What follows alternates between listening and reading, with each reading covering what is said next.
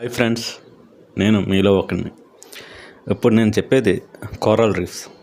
దాన్నే పగడపు దెబ్బలు అంటారు.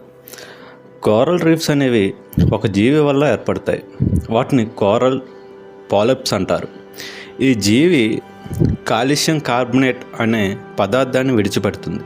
దీనివల్ల ఆ రీఫ్ ఏర్పడుతుంది. కొంతకాలానికి ఈ పాలిప్స్ కూడా చనిపోతాయి. ఈ పాలిప్స్ చనిపోవటం వల్ల ఇవైతే రిమైన్స్ ఉన్నాయో ఆ రిమైన్స్ తోటి ఈ రీఫ్ ఇంకా బిల్డింగ్ జరుగుతుంది.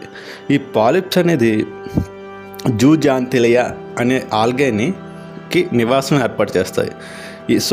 ఈ ఆల్గే ద్వారా మనకి ఈ పాలిప్స్కి ఫుడ్డు అలాగే కలరు దీనికి దొరుకుతాయి.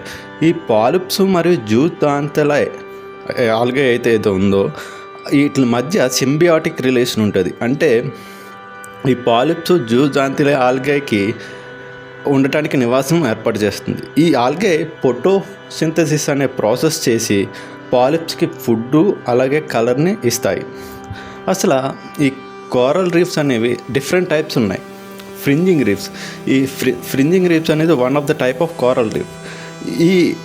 ఈ ఫ్రింజింగ్ రీఫ్స్ అనేవి తీరాన్ని అంటుపెట్టుకుని ఉంటాయి. అలాగే బ్యారియర్ రీఫ్. ఈ బ్యారియర్ రీఫ్ అనేవి ఇవి కాస్త తీరానికి దూరంగా ప్యారలల్ టు ది తీరం ఏదైతే ఈ కోస్ట్ ఉందో ఆ కోస్ట్కి ప్యారలల్గా ఉంటాయి.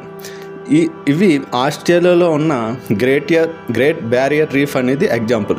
ఇది అప్రాక్సిమేట్లీ 2300 కిలోమీటర్స్ ఉంది. అలాగే ఇంకోటి అటల్ రీఫ్. ఈ అటల్ రీఫ్ అనేది సముద్రపు మధ్యలో ఉంటాయి. Example Lakshadweep islands. అలాగే ఈ కోరల్ పాలిప్స్ జూజాంతిలియా బ్రతకటానికి ఉండవలసిన కండిషన్స్ ఏవైతే ఇవి బతకటానికి కొన్ని ఎన్విరాన్మెంట్ కండిషన్స్ కావాలి. దాంట్లో ఒకటి క్లియర్ వాటర్ అనేది చాలా క్లియర్గా ఉండాలి. అంటే పొల్యూషన్ లేకుండా ఉండాలి. సో ఈ ఆల్గే అనేది ఫోటోసింథసిస్ చేసుకుంటుంది. అలాగే వామ్ వాటర్, అంటే వాటర్ టెంపరేచర్ అనేది 23 నుంచి 29 డిగ్రీ సెంటిగ్రేడ్ వరకు ఉండాలి. అలాగే హెల్తీ వైల్డ్ లైఫ్ పాపులేషన్ ఉంటుంది దీంట్లో. ఇక్కడ డిఫరెంట్ టైప్స్ ఆఫ్ ఫిషెస్ కానీ మనం టర్టిల్స్ తాబేలు కానీ ఉంటాయి. ఇంత బయోడైవర్స్ రీజన్ వల్ల దీన్ని మనం ఏ విధంగా పిలుచుకుంటామంటే రైన్ ఫారెస్ట్స్ ఆఫ్ సీ అంటారు. అంటే ఇంత బయోడైవర్సిటీ ఉండటం వల్ల ఈ రైన్ ఫారెస్ట్స్ మనకైతే ఏదైతే ఉంటాయో మన ల్యాండ్ మీద దాంట్లో బయోడైవర్సిటీ అనేది చాలా రిచ్గా ఉంటుంది. సో దీన్ని రైన్ ఫారెస్ట్స్ ఆఫ్ సీ అని అంటారు. ఈ బయోడైవర్సిటీ వల్ల ఈ కండిషన్స్ దెబ్బతిని కోరల్ బ్లీచింగ్ అనే ప్రాసెస్ జరుగుతుంది. అంటే జూజాంతిలియా ఇక్కడ నుంచి వెళ్ళిపోతుంది. ఎప్పుడైతే ఈ కండిషన్స్ ఉండవో ఈ జూజాంతిలియా అనే ఆల్గే ఈ ప్రదేశం నుంచి వెళ్ళిపోతుంది. దాంతో ఇక్కడ ఫోటోసింథసిస్ ఆగిపోయి పాలిప్స్కి ఫుడ్డు అలాగే వాటికి ఇచ్చే కలర్ కూడా పోతుంది. అంటే వైట్గా మారిపోతుంది. అలాగే ఈ కోరల్ రీఫ్స్ వల్ల చాలా లాభాలు ఉన్నాయి. కోస్టల్ ఏరియా ప్రొటెక్షన్, అంటే సోర్ ఎరోజన్ని మనం ఆపుతాం. అంటే కోస్టల్ ఎరోజన్ ఏదైతే ఉంటుందో నదీ తీర కోత అనేది ఆగుతుంది. అలాగే సముద్రాలలో ఇంటెన్సిటీని తగ్గిస్తాయి. అలాగే సునామీ కానీ స్టార్మ్స్ కానీ వీటి ఇంటెన్సిటీని కూడా ఈ కోస్టల్ రీఫ్స్ వల్ల ఆగుతాయి.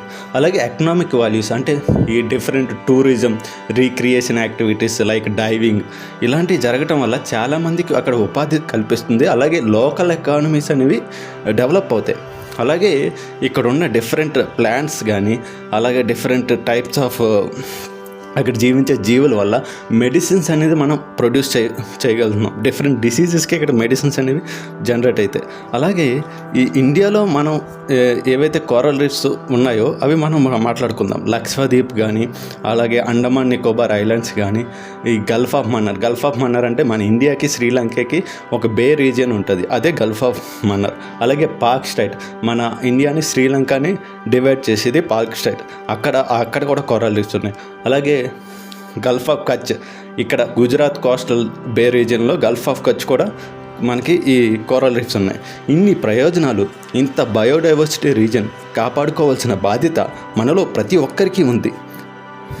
Thank you guys for watching. Signing off. నేను మీలో ఒకరిని.